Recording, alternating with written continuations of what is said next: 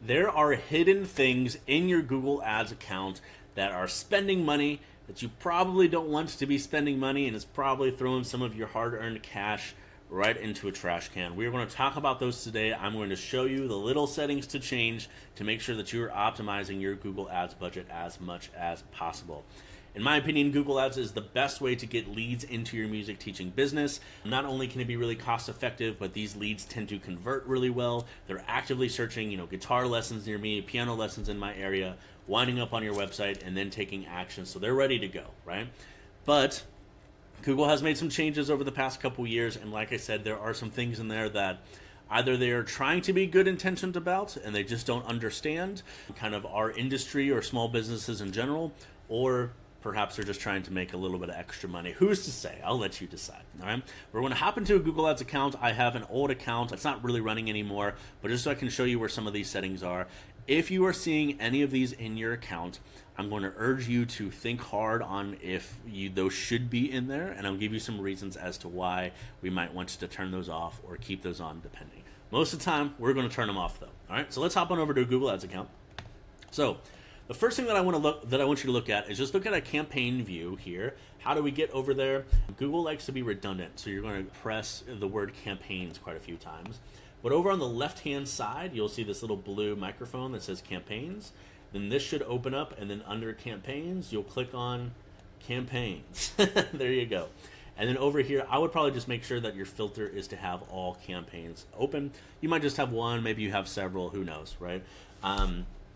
But we want to look at a list view of all of our campaigns. And what we want to look at are these pictures that are next to our campaigns. Okay, notice that all of these are magnifying glasses. That's good. Okay, we want to have magnifying glasses most of the time, especially if you're fairly new with Google Ads. There's a lot of different types of campaigns out there, and they all have their merit.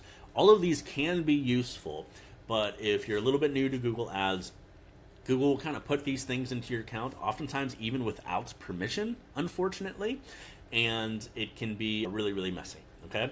So the number one thing that I want you to look out for is make sure that none of these are a little like magic wand, okay? If you see a little magic wand looking thing, get that campaign out of there, pause that campaign immediately. Here's why. That's what's called a smart campaign, all right?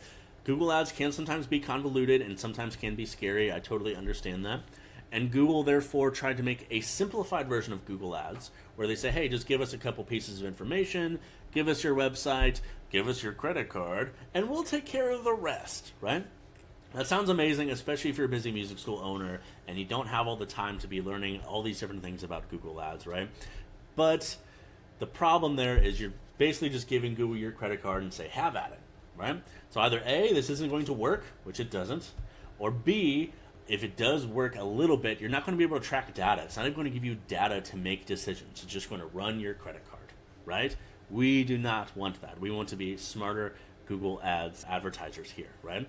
If you do want to learn more over in the BAM Squad, I do have a module. Man, I think it's like 8 to 10 hours of just every little detail that you need, all the buttons to click just to really make sure that these things are cooking here for you. But if you see a magnifying glass, if you see a magic wand, get that out of there. We do not want it. Cool?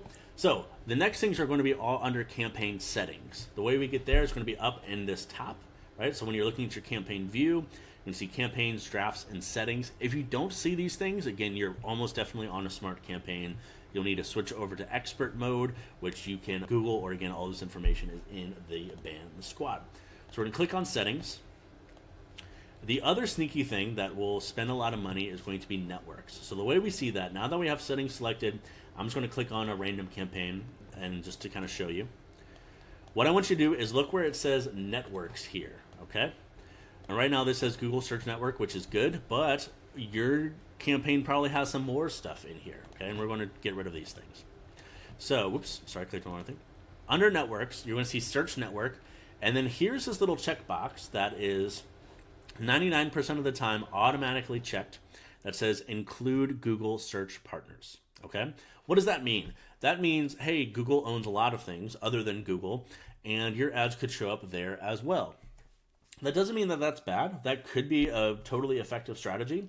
But until you feel like you have Google Ads optimized, I don't want you wasting any money on that, because It tends to be kind of junky searches. It tends to just be kind of a waste of money in general. We do not want that. We want to optimize. Again, we're paying Google to show up on Google, not somewhere else. So uncheck that. Later on down the road, if you feel like things are optimized, this could be a way to scale things up a bit. But until you feel like you're there, don't worry about it. The other big one is going to be this display network. Oftentimes, this will be automatically checked as well, okay? What is a display network? Have you ever been on a website and you see like all those ads kind of popping around if you don't have an ad blocker on? Maybe you were looking at chandeliers yesterday, and what do you know? A bunch of chandelier ads are popping up on the websites that you're searching while you're reading the news or whatever. Most of the time, that is Google Display Network. And you might think to yourself, ooh, Mike, I want my music school to be doing that. And I think you should be doing that. But there are some specific techniques to doing the display network. Again, we talk about that over in the Google Ads module. But we do not want display network mixed with our normal campaigns. It's just going to put most of the budget towards that, and it tends not to convert as well. We're going to use display network for some other things. And again, even that is going to be a slightly more advanced Google Ads strategy.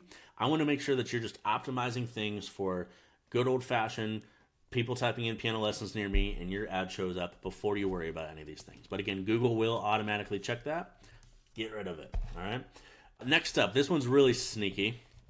But you're going to go down to where it says locations, which is right underneath. Here you'll see all the locations that you told Google you wanted to be showing up for, right? But check this out. Look at how they hide this. You see this blue here that says location options, okay? And then like with a little drop down. I want to check on that. I want to drop that down. And we have two options here. Here's the recommended option. Recommended, presence or interest. People in, regularly in, or who've shown interest in your included locations. Okay? Well, let's look at the other option. Presence. People in or regularly in your included locations.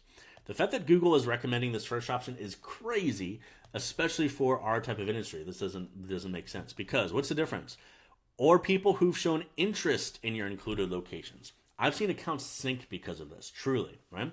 Because especially if you are in a bigger city that people like to visit, or maybe let's just say you have a really good restaurant in your town, right?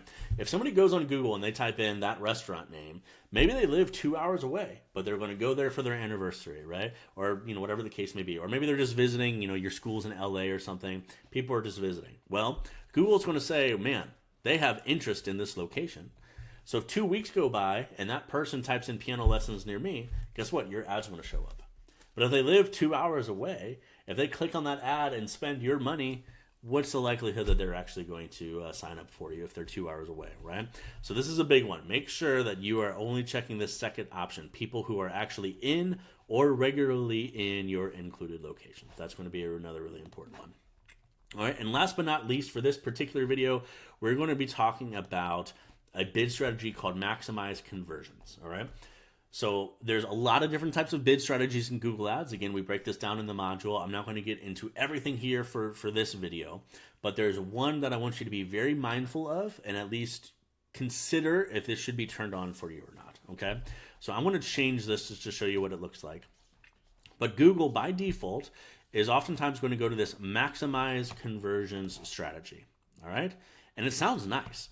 This campaign will use the maximize conversions bid strategy to help you get the most conversions for your budget. Hey, that's what we're trying to do, right? What's wrong with that? Well, let's talk about how this works firstly, okay? So in an ideal world, what will happen is somebody jumps onto your website. They type in piano lessons near me. They see your Google ad. They click on it. They go to your website that has all this wonderful tracking set up. They fill out a form or they self-book a trial lesson or they call you or whatever the case may be. And that gets counted as a conversion because of the tracking that you have set up on your website and in Google Ads, right? And then once that person does that, 15, 20 other people do that, Google's going to start finding similarities between those folks. And it's going to realize, man, here's all these people who clicked on the ad but didn't do anything. And here's all the people who did click on the ad and then took action. What are the similarities of these people? And can I start only showing ads to those people when somebody types things in? That sounds amazing, right? And it is amazing when it works. I use maximize conversions for a lot of my clients. I even use it for my own school sometimes, but you have to be really careful. There's two really important things that you need to consider to make this work. One, do you have conversion tracking set up? And most music schools do not. Again, we talk about how to do that, and there's a lot of great resources on how to learn how to do that. But if you don't have conversion tracking set up, so if, say people fill out a form and then go to a thank you page, if you're not telling Google that's what a conversion is, Google's just going to decide what a conversion is for you. And that may not be good. I've seen conversions of like just people being on your website for a certain amount of time or asking directions or whatever the case may be. That's not an actual conversion for you. That's not somebody taking meaningful action towards you growing your business, right? So if you don't feel like you have conversion tracking set up and that's feeding into Google, you do not want maximized conversions, no matter how good that might sound, or even if Google automatically does that. Does that make sense? Now, even if you do have conversion tracking set up and you feel really comfortable with that and confident with that, Google also needs a good amount of data to do this. Remember, Google is oftentimes designed for businesses that are a little bit bigger than ours, or a lot bigger than ours, right? So if somebody's getting 200 conversions every month, then Google can really analyze that data and its algorithm can do good work. If you're in a suburb and you have really optimized Google Ads campaigns, but that's still only leading to 10 or 15 leads a month, that may not be enough data for Google to actually make good decisions and make your maximized conversion strategy work. I don't like to turn this on until you're getting at least 15 leads a month from Google Ads that you know are good quality leads, ideally more, right? I don't like to use maximized conversions for that exact reason, but I will test it. So you can test it, and if it's working, right? But I see this just automatically turn on in a lot of accounts, and I think that is a huge problem. So be very, very mindful. So again, if you have any questions, throw some comments down below. We are very, very happy to help, of course. Hope to see you over in the BAM squad, where we can get even more nerdy with some of this Google Ads stuff and get you guys a whole bunch of leads and grow your music teaching business.